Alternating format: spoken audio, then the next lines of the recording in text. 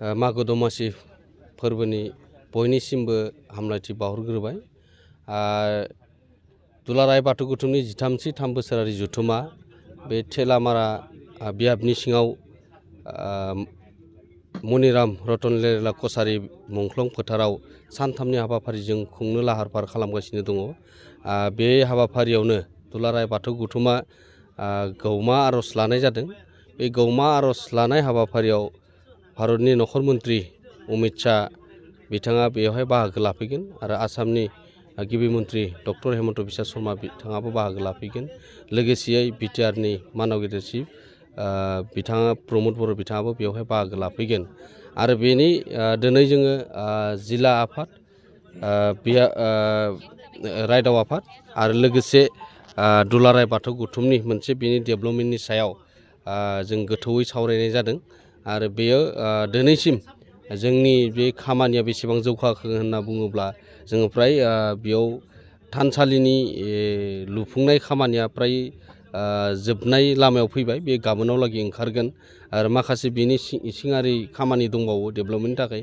आरो बेनिखायनो जों खावलायदों बे हाबाफारियाव बाहागो लाफैनो थाखाय जायफोरा थान्दै महरै बाहागो लाफैगोन जिल्ला आफादनिफ्राय बिथांमोननि थाखाय थानायनि बेबस्था खालामदों रायदाव आफादा। आरो लोगोसेयै बेवहाय मोनसे अपेन स्टेज होननाय थानाय नंला, थानसालिजोंनो मोनसे स्टेज बायदि थानसालिनिफ्रायनो भारतनि नखर मन्त्रि अमित शाह बिथाङा बेनिफ्राय बिबुंथि लाखिगोन। आरो बेनिखायनो जोङो बोथोरखौबो जोङो सानदों जा बे समावलागिहाय बोरै जाहैगोन। नाथाय बोराइ बाथौनि सायाव मोनसे फोथायनाय दङ, बे खालि बोथोरा मोजां थागोन। बेजोंनो लोगोसे जोंनि गेजेराव भारतनि नखर मन्त्रि बिथाङा फ्राय 1 घन्टा जोंनि गेजेराव थागोन।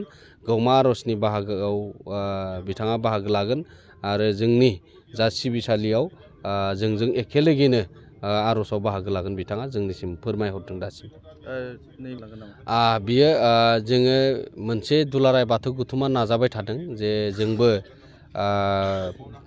बाथौ सिबियारि हिसाबै बर' हारि हिसाबै जे जोङो मोनसे डिजिटेल पर्टेलाव जे मोनसे कलम जे बाथौ जिम लिरनो हानाय, जेरैबायदि आदार्सआव जोङो बाथौ जिम लिरनो हायो, नाथाय जोंनि थाखाय बे कलमा आलादायै ओंखारो। बे कलमखौ जाहाथे जोंनो अनलाइन एप्लाइ खालामनाय जा, साख्रियानो जा, बबेबा एडमिसनावनो जा, जोंनि जायखिजाया फोरमानलाइफोराव जोंनि बे अनलाइन जाजोबनायनि लोगो लोगो बे आदार्सआव नङा लाखिनो जोंनो मोनसे आलादायै मोनसे कलम थि खालामना होनो थाखाय दुलाराय बाथौ गौथुमा गोदोनिफ्राय मोनसे आर'जलाइ होगासिनो दङ। आरो बे दिनै फैयै फैयै जोङो आरजिआइनि गेजेरजों जों अफिसियेल बिथिङाव सावरायै जोङो मोनसे फोथायनायजों आरो जोंनि जिखिनि नाजानायजों मोनसे बिथांमोना जोंनो बुंबाय जे नोंथांमोना बेखौ मोननायनि राहा दङ, नोंथांमोननि सिबियारिया बेसेबां। बिथांमोना बुंदों 5 लाखनि सायावबानो बे मोनसे कलमखौ मोननो हायो आरो बेखौ डिमान्ड होनो हायो। दा जोङो डिमान्ड होनायल' नङा, जोंनि जिथु राव थुनलाइ आसार खान्थि गासैबो जोंनि बे बाथौ धोरोमनि गेजेरजों दङ। दा बेखौ नोजोर होनानै जोङो बे डिजिटेल पर्टेल कलमाव बे बाथौ जिम लिरनो हानाय सुबिदाखौ निस्सय जागोननि लामायाव।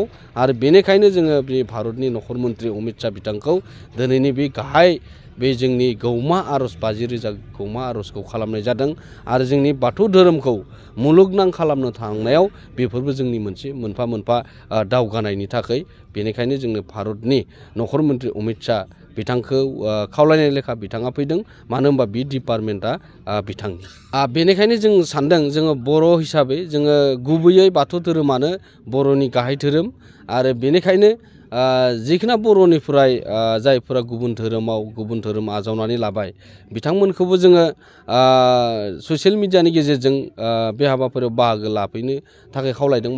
मानो होनना बुङोब्ला जोंनि बर' हारि आरो बर' हारि हिसाबै जोङो गोजोन खौसेथिखौ जों धोरोमारि आफाद हिसाबै जोङो बजबनानै आरो खौसेथि खामानि मावलांनो थाखाय बर'नि जारिमिनारि जिखिनि हाबाफारि लादों बियो जाफुंसार जाहोनायाव बिथांमोनाबो निस्सय बाहागो दङ। मानो होनबा बिथांमोनाबो मोनसे समाव बाथौ धोरोमनिफ्रायनो थानानै गुबुन धोरोमाव बास्लायलांदोंमोनब्लाबो दिनै बर'नि गुदि धोरोमखौ बिथांमोनाबो बावगाराखै, गुबुन धोरोमाव हाबनानै थादोंब्लाबो बाथौ धोरोमनि बाथ्रा बुङो दा बिथांमोनखौबो जों बे हाबाफारियाव बाहागो लाफैनो थाखाय आङो ससियेल मिडियानि जुगिदिनो आरो नोंथांमोननि बे निउस पर्टेलनि जुगिदिनो बिथांमोनखौ हांख्रायहरदों दा बेनो जोङो मोनसे बाथ्राखौ जों रायजो राजानो फोसावखानो सानदों बेयो जोङो 18, 19, 20 जानुवारि बे सानथामनि हाबाफारि आरो बेवहाय बे सानथामनि हाबाफारियाव जोङो जे 19 खालाराव जोङो मोनाबिलि माने 4:30 रिंगायाव जे 1 लाख गोजोन आलारि बाथि सावनाय लादों बेवहाय गासै थेलामारा ओनसोलजों नङा गासै जोंनि बाथौ सिबियारिफोरनि गेजेराव आरो थेलामारा ओनसोलाव गुबुन हारिफोरनि गेजेरावबो लामा आलारि बाथि सावनानै भारतनि नखर मन्त्रि अमित शाहखौ बरायनायजों लोगोसे जोङो सुबुं माहारिनि थाखाय गोजोन खौसेथिनि थाखाय बे आलारि बाथिखौ सावनाय जागोन आरो बे 20 खालाराव जाहाथे मोजाङै बे सानसेनि हाबाफारिया जाफुंसार जाथों होननानै रायजो राजाखौबो खावलायदों आरो बे हाबाफारियाव गासैबो लैहोर फैनानै बाहागो लाफैनो थाखाय दुलाराय बाथौ गौथुमनि जानानै आं सनितपुर जिल्ला दुलाराय बाथौ गौथुम माइनाव आफादनि जानानै दिनै जोंनि नैबे सनितपुर जिल्ला नि सिङाव थानाय थेलामारानि बे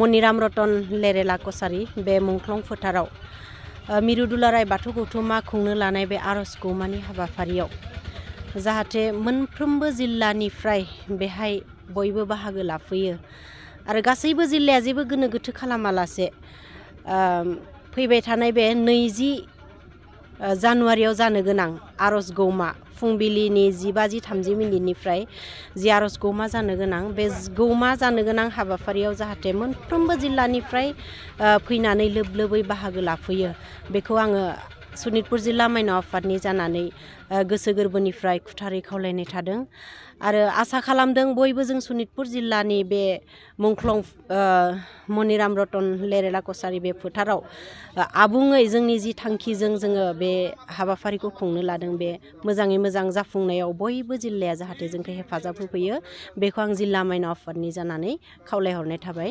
खुलुमबाय।